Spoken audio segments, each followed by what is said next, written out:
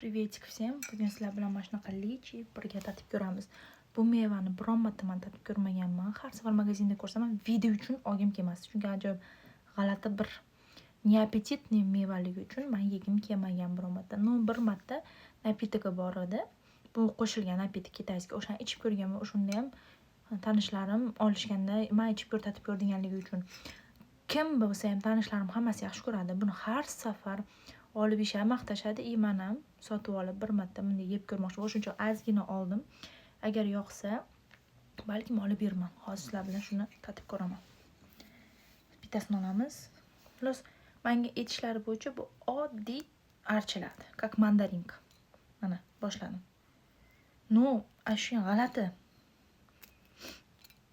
Bir xil g'idir-bidirmdek. Qo'lingizga suqilar ekan, men tez archilyapti, lekin hech oqagan.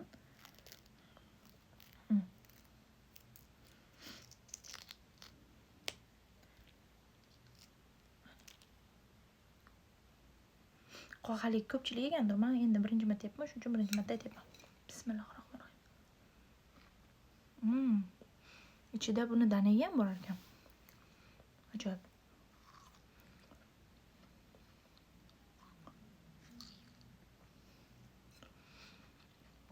Sochniy meva ekan.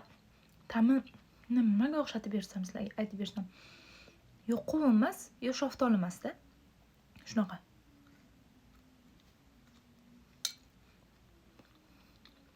Lekin danaga juda halay maza qilib yeyishingizga yo'l bermasan qog'otdega. Men danagani qaranglar qanaqa katta. Xullas почти meva yo'q, ichi to'la danaga ekan. Menga taksi uncha yoqmadi. Bo'laveradi.